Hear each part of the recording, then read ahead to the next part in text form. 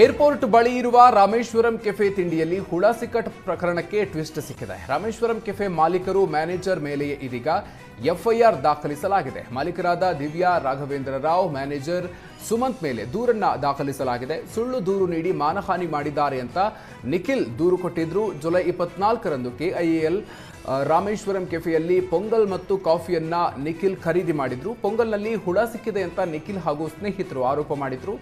ಇದೇ ವೇಳೆ ಗ್ರಾಹಕರು 25 ಲಕ್ಷಕ್ಕೆ ಬೇಡಿಕೆ ಇಟ್ಟಿದ್ದಾರೆ ಹಾಗೂ ಬ್ಲ್ಯಾಕ್ ಮೇಲ್ ಮಾಡಿದ್ದಾರೆ ಅಂತ ಹೋಟೆಲ್ ಮ್ಯಾನೇಜರ್ ಸುಮಂತ್ ಏರ್ಪೋರ್ಟ್ ಠಾಣೆಯಲ್ಲಿ ಎಫ್ಐಆರ್ ದಾಖಲಿಸಿದ್ರು.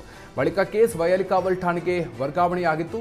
ವೈಯಾಲಿಕಾವಲ್ ಠಾಣೆ ಪೊಲೀಸರು ತನಿಖೆಯನ್ನು ಪೂರ್ಣಗೊಳಿಸಿದ್ದು, ತನಿಖೆಯಲ್ಲಿ ಬ್ಲ್ಯಾಕ್ ಮೇಲ್ ಮಾಡಿರೋದು ಪೊಂಗಲ್ ಖರೀದಿಸಿದ ಗ್ರಾಹಕರಲ್ಲ, ಬೇರೊಬ್ಬ ಯುವಕ ಘಟನೆಯನ್ನ ಬಂಡವಾಳ ಮಾಡಿಕೊಂಡು ಬ್ಲ್ಯಾಕ್ ಮೇಲ್ ಮಾಡಿರೋದು ಬೆಳಕಿಗೆ ಬಂದಿದೆ. ಇನ್ನು ಸತ್ಯ ತಿಳಿತಾ ಇದ್ದಂತೆ ಗ್ರಾಹಕ ನಿಖಿಲ್ ರಾಮೇಶ್ವರಂ ಕೆಫೆ ಮಾಲೀಕರು ಮ್ಯಾನೇಜರ್ ಮೇಲೆ ದೂರನ್ನ ದಾಖಲಿಸಿದ್ದಾರೆ. ಅಲ್ಲಿ ಬೆಳಗ್ಗೆ ತಿಂಡಿ ಮಾಡಿ ನಾವು ಗೋವಾಟಿಗೆ ಹೋದ್ವಿ. ನಮಗೆ ಅಲ್ಲಿ ಪೊಂಗಲಲ್ಲಿ ಒಂದು ಜಿರ್ಲೆ ಸಿಕ್ತು. ಆ ಜಿರ್ಲೆ ಸಿಕ್ಕಿದಾಗ ನಾವು ಅಲ್ಲಿ ಹೋಟೆಲ್ ಸಿಬ್ಬಂದಿಗೆ ಅಲ್ಲಿ ತೊಗೊಂಡೋಗಿ ತೋರಿಸ್ವಿ. ಆ ಇದು ಏನು ಈ ಥರ ಸಿಕ್ಕಿದೆ, ಏನು ನೀವು ಹೈಜಿನಿಕ್ ಮೇಂಟೈನ್ ಮಾಡ್ತೀರಾ ಅಂತೆಲ್ಲ ತೋರಿಸಿದ್ವಿ. ತೋರಿಸಿದಾಗ ಅವರು ಕ್ಷಮೆ ಕೇಳಿದು ಅಲ್ಲಿಂದ ನಾವು ಹೊರಟ್ವಿ. ಆಮೇಲೆ ನಮ್ಮ ಮೇಲೆ ಒಂದು ಸುಳ್ಳು ಆರೋಪ ಆಯಿತು.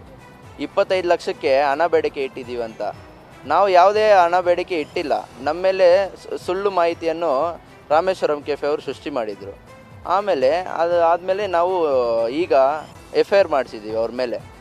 ಏನೇನಾಗಬೇಕೋ ಕಾನೂನು ಪ್ರಕಾರ ಆಗಲಿ, ಯಾರು ತಪ್ಪು ಮಾಡಿದಾರೋ ಅವ್ರ ಶಿಕ್ಷೆ. ಸಿಲಿಕಾನ್ ಸಿಟಿಯಲ್ಲಿ ರಸ್ತೆ ಗುಂಡಿ ಮುಚ್ಚಿಸಲು ಸರ್ಕಾರ ಸರ್ಕಸ್ ಮಾಡ್ತಾ ಇದೆ. ಮಹದೇವಪುರ ವ್ಯಾಪ್ತಿಯಲ್ಲಿ ಪಣತೂರು ಬಳಿ ಡಾಂಬರು ಹಾಕಿದ ಒಂದೇ ತಿಂಗಳಿಗೆ ಹೊಸ ರಸ್ತೆ ಕಿತ್ಕೊಂಡು ಬಂದಿದೆ. ಅಧಿಕಾರಿಗಳ ವಿರುದ್ಧ ವಾಹನ ಸವಾರರು ಶಾಪ ಹಾಕ್ತಾ ಇದ್ರು. ಕಾಟಾಚಾರಕ್ಕೆ ಡಾಂಬರು ಹಾಕಿರುವ ಬಗ್ಗೆ ಸುವರ್ಣ ನ್ಯೂಸ್ ವರದಿ ಮಾಡಿತ್ತು. ಇನ್ನು ಈ ಸುದ್ದಿ ಪ್ರಸಾರ ಆಗ್ತಾ ಇದ್ದಂತೆ ಕಿತ್ತು ಹೋಗಿದ್ದ ರಸ್ತೆಗೆ ಅಧಿಕಾರಿಗಳು ಈಗ ಮತ್ತೆ ಟಾರ್ ಹಾಕಿದ್ದಾರೆ. ಹಾಸನ ಜಿಲ್ಲೆಯ ಸಕಲೇಶಪುರ ಪಟ್ಟಣದ ಸರಸ್ವತಿಪುರಂನಲ್ಲಿ ಕಬಡ್ಡಿ ಪಂದ್ಯಾವಳಿ ಆಯೋಜಿಸಲಾಗಿದೆ. ಶ್ರೀ ಬನ್ನಿಮಂಟಪ ಸೇವಾ ಟ್ರಸ್ಟ್ ಅಗ್ರಹಾರದವರು ಕನ್ನಡ ರಾಜ್ಯೋತ್ಸವದ ಪ್ರಯುಕ್ತ ಪಂದ್ಯಾವಳಿಯನ್ನ ಆಯೋಜನೆ ಮಾಡಿದ್ರು. ಇದೇ ವೇಳೆ ಯುವಕರ ಜೊತೆಗೆ ಶಾಸಕ ಸಿಮೆಂಟ್ ಮಂಜು ಕಬಡ್ಡಿ ಆಡಿದ್ರು. 4 ತಂಡದ ಆಟಗಾರ ಎದುರು ರೇಡ್ ಮಾಡಿ ಕ್ರೀಡಾಪಟುಗಳಿಗೆ ಶಾಸಕ ಸಿಮೆಂಟ್ ಮಂಜು ಸ್ಫೂರ್ತಿಯನ್ನ ನೀಡಿದ್ರು. ಇನ್ನು ಕಬಡ್ಡಿ ಆಡಿ ಕ್ರೀಡಾ ಸ್ಫೂರ್ತಿ ಮೆರೆದ ಶಾಸಕ ಸಿಮೆಂಟ್ ಮಂಜು ಅವರಿಗೆ ಕ್ರೀಡಾಪಟುಗಳು, ಕ್ರೀಡಾಭಿಮಾನಿಗಳು ಮೆಚ್ಚುಗೆಯನ್ನ ವ್ಯಕ್ತಪಡಿಸಿದ್ದಾರೆ.